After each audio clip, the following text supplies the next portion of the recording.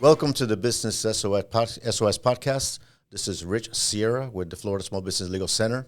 This is episode number 67 of Business SOS. We're excited that we continue providing you some information and legal information, how to navigate the legal challenges that you face as a small business owner. Today, I'm going to do something a little different, and I'm going to talk about the top 10 legal questions to ask every business owner should ask a business lawyer. So they're common questions that I get, so I'm going to go through them. I'm going to do the 10 and maybe give you a bonus one if we have time. So, I talked to a number of business owners, and through my career now, I'm going my 20th year in business, and I've spoken to thousands of business owners throughout my career, and we get common questions. Whether you're a startup, whether you're kind of in the mid of your career, on your business career, you're finishing up. So there are a variety of questions that we get. So I'm going to tell you about the most common ones that we receive. So one of them is, what type of business structure should I have? And there are a number of them, especially if you work by yourself. Some people have a sole proprietorship that you're basically working your own, and that is your business name. And the checks go to your personal account, and that's the most simplest form of business ownership. It is not recommended simply because you have unlimited liability when you're working by yourself and you don't have a corporate entity. So a common business structure that I recommend, that includes setting up a corporation, and we do that through sunbiz.org, and we prepare articles of our incorporation. And by having the corporation, you're basically insulated from personal liability for corporate acts. There are some exceptions to that. I'll talk about them in a few minutes. There's also the LLC, a limited liability company. Limited liability company is what it means. Is basically the company is similar to a partnership, except it has the protections of a corporation. And there's some nuances to that, but for a corporation, whether you have a corporation or an LLC, you have similar protections with respect to personal liability for corporate acts. And I'll give you an example. Say you have a vendor that comes to your business and they do carpet cleaning. Just to give you a simple example, they clean your carpets and then they send you an invoice for, say, $1,000. And for whatever reason, you were not able to pay that bill. Something happened, your business went down, and that bill was not paid. The carpet cleaning company sues your business for the $1,000 bill. They're able to get a judgment. They can only go after the business. They cannot go after you individually because that was a corporate act. And I'm using a very, very simple example here, but just to understand why it is important to have a corporate entity when you're doing business is to protect yourself from personal liability, among other things. And from that, you also can designate what is called a sub-S corporation. Whether you're a corporation or you're an LLC, you can designate it as a sub-S with the IRS. What that means. So all your profit and losses are flow through. For the corporation, you only basically pay for the profits that you make in your personal taxes. Let me explain that a little bit better. So say, for example, your business, receive a $50,000 profit in the last year. So that profit, the corporation does not pay the taxes. So that it flows through your personal tax returns, and you end up paying the taxes on your personal tax returns from the corporation's profits. Likewise, if you have losses, say you have $50,000 loss, that flows through your personal income tax return. So it's a very simple example, but what you hear is avoid double taxation. You don't pay as a corporation, then you don't pay personally as well for the corporation profits. So many small business owners elect the S corporation that way. And my recommendation, if you're interested in these types of designations, talk to your CPA, talk to your accountant, simply because they do this every single day, and they'll be able to advise you about the tax benefits of selecting a sub-S. But many business owners choose the sub-S corporation for that reason alone. There's also partnerships. although, and exactly what it means is a partnership where there's 2 or 3 individuals and they register as a partnership. In this particular case, the partners individually have the liability. I have not seen too many partnerships per se. What I've seen more is that the partnerships are integrated into an LLC. And so that way you get the benefit of the partnership while you also get the protections of the LLC as well. Question number 2, how do I protect my personal assets from business liabilities? And I went over that in the point of the prior point, is forming a legal entity, whether it's a corporation, LLC. There's one way that you can actually protect your personal assets, personal liabilities. Keeping business and personal expenses separately, that's also a good idea. So that way you have your business account and personal account separately as well. Another point that another item you can actually use, or another strategy, is avoid personal guarantees. And to the extent that you can, I think I'll use that caveat, simply because when you have in many business contracts, especially lease agreements, it is very common for small business owners to have a personal guarantee to the performance of that lease. So you sometimes can avoid signing a personal guarantee. Sometimes you can't. Another example of that you will not be able to avoid a personal guarantee would be when you have bank loans or any type of business loan. It is very common that when you have a business loan, they also make you sign a personal guarantee. So that's why the point is the strategy is avoid it to the extent that you can, simply to keep the exposure that you have on that particular debt strictly to the corporation. So sometimes you can avoid them, sometimes you can't. Another way that you can protect your personal assets from business liabilities is to maintaining proper insurance coverage. That includes general liability coverage and also professional liability coverage. So those two. General liability is what it means. Anything, somebody goes to your premises, it falls, something happens, you get sued, you call your carrier basically takes over that particular litigation. And professional liability is exactly what it means. You're a professional, something happens, a mistake takes place, there's a claim against you for whatever reason, and then you call your carrier and say this happens, and then the carrier takes over that particular case. So there's no foolproof to do this. In other words, you have to develop different strategies to mitigate the risk. It's about reduction of the risk and the probabilities of the event that could lend itself to you having some type of personal liability to reduce that probability from happening. Number 3, I have a partner in my business. Should I have a partnership agreement? What should be included?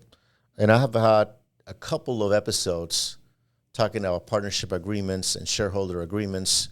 And the short answer to that question is yes. I recommend that if you have a partner, have a partnership agreement. If you have an LLC, have an operating agreement. If you have a corporation, a shareholders agreement, they all do pretty much the same thing. But we call it different names, but it's basically that you need to have an agreement between the shareholders, the partners, or the members, if it's an LLC. And it is something that I highly recommend.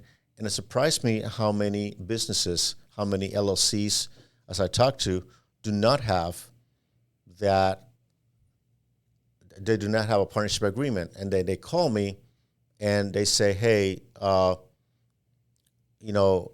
this happened between my partner and I said, do you have a partnership agreement? The answer is no. So I said, okay, so let's start from that point. So you got to have a partnership agreement, and I'll tell you what some of the components that should be included there. And of course, I'm trying to do this kind of a round robin, rapid questions and answers. And I recommend that if you want more in-depth analysis or a discussion of this topic, go to some of the episodes that I talked about partnership agreements, and I go in through more specifics about what should be included. So I'll give you an example. Some of the items that should be included, obviously, who are the partners and what is the percentage of ownership? Again, who are the partners and what is the percentage of ownership? It's very important. I've seen agreements that do not answer that question, so I have to include it there. And sometimes they say, well, these are the partners that we have in this agreement, but we have another partner that is a silent partner that's not included there. No, every partner should be included in the partnership agreement. That otherwise, whoever's not included there might not have any rights within the company. What are the voting rights of each individual member or partner? Very important. If in every partnership is different, sometimes you have someone who you can have 50-50 partnerships, but they have by agreement, they have made a provision that said this particular partner has greater authority to make these types of decisions, whether it's expenditures up to a certain amount, over $1,000, whether it's dealing with vendors, dealing with customers. This particular partner can hire and fire employees without consulting the other partner. So understanding that level of authority is very important. In the voting rights, what are for certain items of certain decisions has to be 50-50. For certain decisions has to be unanimous. It's important to have that in the agreement. And I'll give you an example. Say one partner thinks that it's time to sell the company. It is time to go ahead and divest and sell it. And you want to make sure that is unanimous. That's my recommendation, a unanimous decision on whether or not to sell the business. Obviously, something as minor as going to Office Depot or just buying some office supplies, you don't really need to consult the other partner. It's something that is routine in the normal course of business.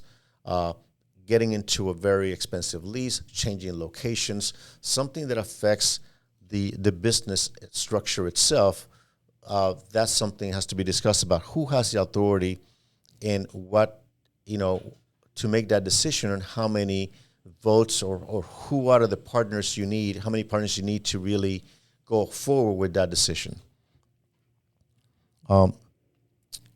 Decision-making process, I think I went already. Again, it's important to have delineate the roles and responsibilities of each partner. Sometimes you have one partner that deals primarily with management and operations of the business, that deals with the day-to-day running of that business, and you have another partner that might be the financial manager. How much money spent, where and how. The partner might be involved with collections. So that is very important, and I'm surprised in how many operating agreements and how many shareholder agreements I see that do not include that. And what happens here is that they download, many people download templates from the web, and some of them are a good starting point, but do not answer those questions. And then when I see them, I'm like, it doesn't really give me the information about how you guys run this business, how you're running the business, who has authority to do what. So it is important to have that within the agreement. Profit sharing. Profit sharing, when will you as an owner and your partner will take distributions out of the business and how the profits will be shared and when. It's going to be monthly, it's going to be quarterly, and within the profit sharing or annually. Within the profit sharing, you also want to include, it's going to be a salary paid to the owners and how much and when, if there's going to be an increase. So those are decisions that should be included in this document. Also, if there's a minimum cash flow or capital requirements, if you want to have a certain amount available for working capital, and then that's, it's a certain minimum, it should be there, whether it's an amount, whether it's a certain benchmark to maintain operations. So we will keep in an operating account a month's worth of expenses. And then once we have that, and I'm giving you that as an example, then we can take distributions, or 2 months or 3 months, whatever you feel comfortable with your business, but that should be included there to avoid depleting the bank account and having no working capital to work with. Another important section that I see that is avoided or is just download it and template it, and then it becomes a problem later on when there's a dispute, is the dispute resolution clause on the contract. And that's extremely important, and that's one of the first things that I look for when I get when there's a partnership dispute. I said, do you have an operating agreement? Do you have a partnership agreement? They say, yeah, I have one. Great, send it to me. And I look for the dispute resolution section. It's either non-existent or it's very vague. And I said, okay, so that's what we have to, when it's non-existent or vague, then the answer is you're going straight to court. There's no other mechanism in place for dispute resolution. Sometimes, in the agreements that I draft, I include a mechanism in place to resolve disputes.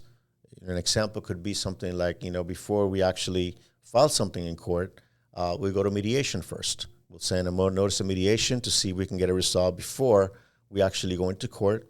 And the reason for that is that, sometimes, especially with partnership disputes, they stem from misunderstandings or lack of communication. So by spending 4 hours with a mediator, it might resolve the issue, at least will narrow down the issues, and forces the partners to communicate for 4 hours, even paying someone that perhaps they never had that meeting in the first place before. So it is a way to create that stopgap measure before you actually file something in court, which will escalate the expenses significantly. So a dispute resolution is very important to have. And again, this is just a very small outline of what I believe should be included, but there's actually more,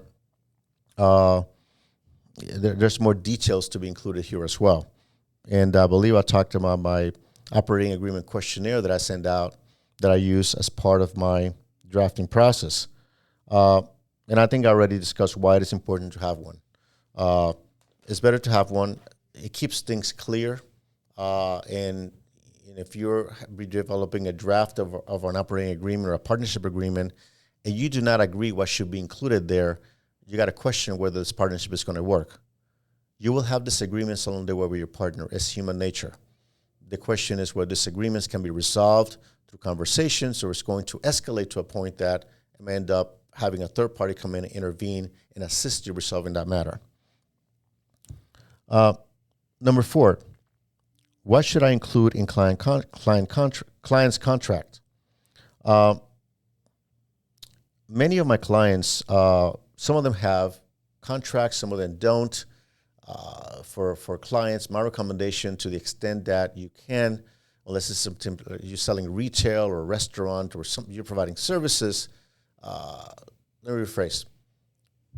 If you have a business that provides services to other businesses or consumers, my recommendation is to have a contract.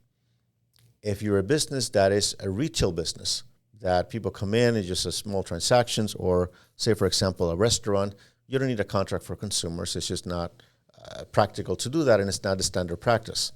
So for those of you who provide services to businesses or to other individuals, a contract is something that I would advise. And why should you have a contract? It keeps things clear, and it avoids problems in the future. And what should you include in this contract?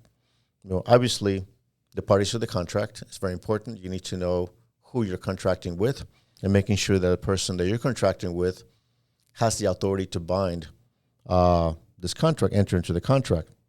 What are the terms? What are your obligations in the contract? What are you going to provide in the contract?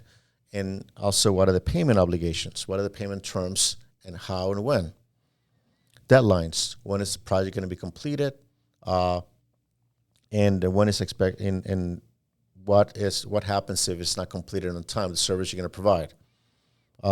Again, dispute resolution, just as I mentioned before, that's something that should be included in every contract. It makes things very clear in how to resolve them. Also, within the payment terms, what happens if the customer does not pay on time or does not pay? Would you be entitled to attorney's fees? And I want to make this point, that if you have a contract and someone owes you money, a customer owes you money, and you sue to collect on that debt that is owed to you. If you do not have a provision in your contract that states that you're entitled to recover attorney's fees and costs in pursuing the claim for collections, you're not going to be entitled to collect attorney's fees.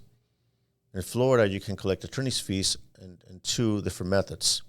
Either you have a statutory claim that you're suing on, or you have a provision in your contract that allows you to collect attorney's fees.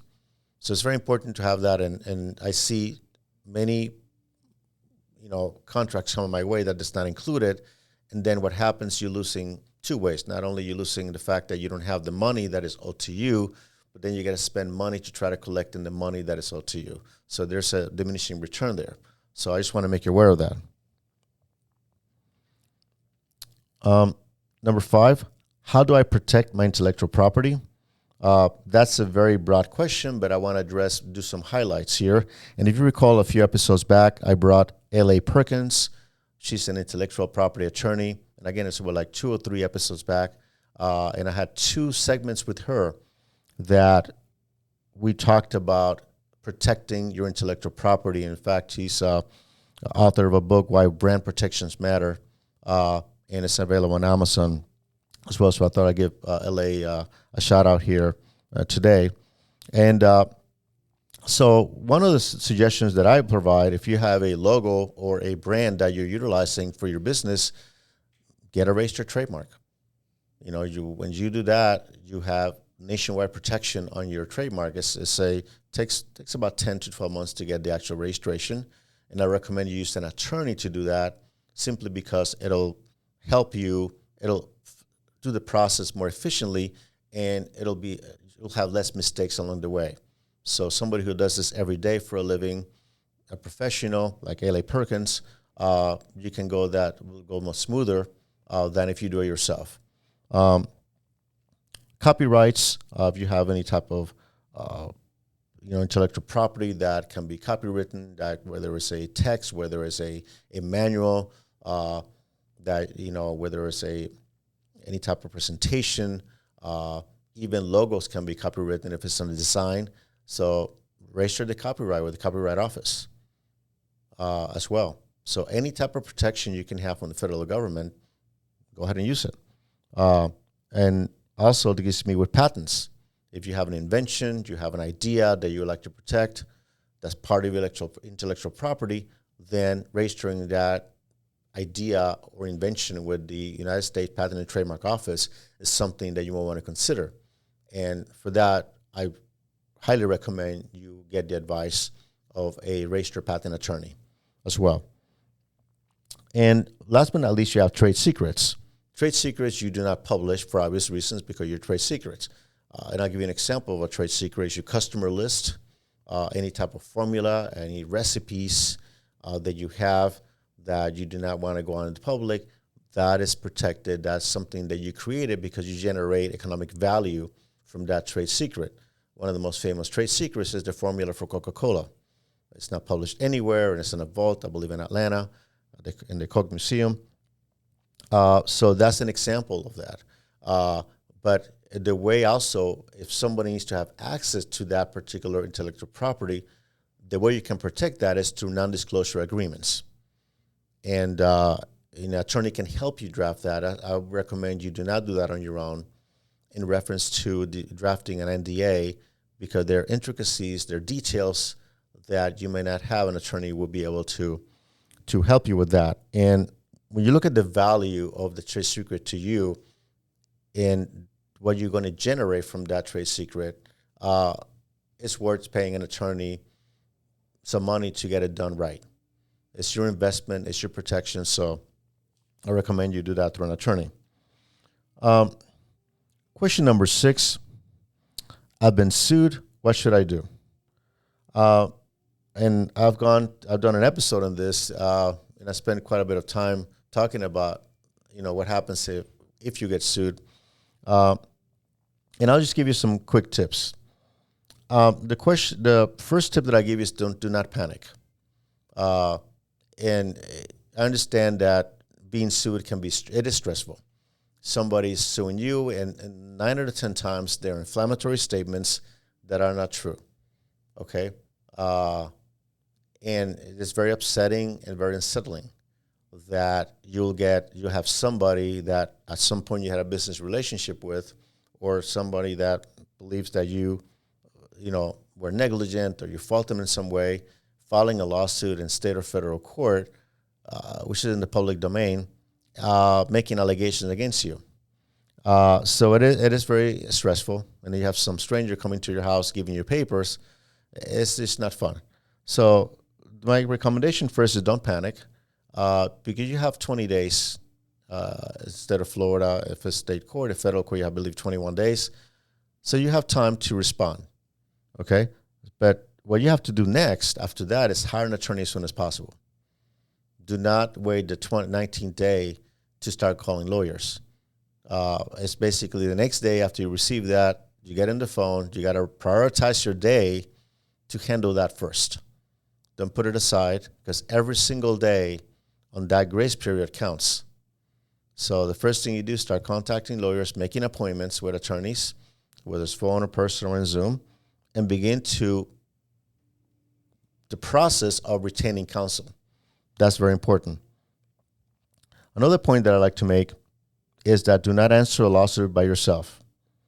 It's not something that I recommend, and for a number of reasons. When you answer a lawsuit by yourself, you might be waiving defenses. That then when you hire an attorney, the attorney might have a difficult time overcoming the statements that you made. Okay, so do not answer it by yourself. Number two, when you do that, answering a lawsuit by yourself, you might be making admissions that may not necessarily have to be made if you have contacted an attorney first. And what has happened in the past, in some cases, is when somebody calls me, I got this lawsuit and, I need an attorney. And it happens with businesses. Businesses in Florida, anything above small claims, you need an attorney to represent the corporation. The corporation cannot be represented by the individual that owns, has to be a licensed attorney. So what happens, a business owner sometimes writes a letter to the judge denying everything, and then write a whole explanation about what happened. They send it out, and then the other attorney files a motion to strike, because you cannot file something on your behalf as a corporate entity. It must be through an attorney. And then that's when I received the phone call. The judge said, okay, they struck whatever I wrote, but it gave me 10 days to get a lawyer, or a little bit more, 15 days to get an attorney. If I don't get an attorney, I'll, it's going to be, they're going to get defaulted. So, and I said, what have you done? So, well, I wrote a letter to the judge. So we go back and look it up, and I see all kinds of list of items that should have not been included there. It's already stricken. It's as if it never happened, but the other attorney already knows that. So understanding how to provide information is essential. So obviously we do what we can to fix it, but it's an error that could have been avoided. And once you hire an attorney, follow the instructions. So follow his or her instructions is very important. Don't go rogue. Don't go start filing things. Listen to the attorney. Let the attorney handle it. He's the professional that will handle this. I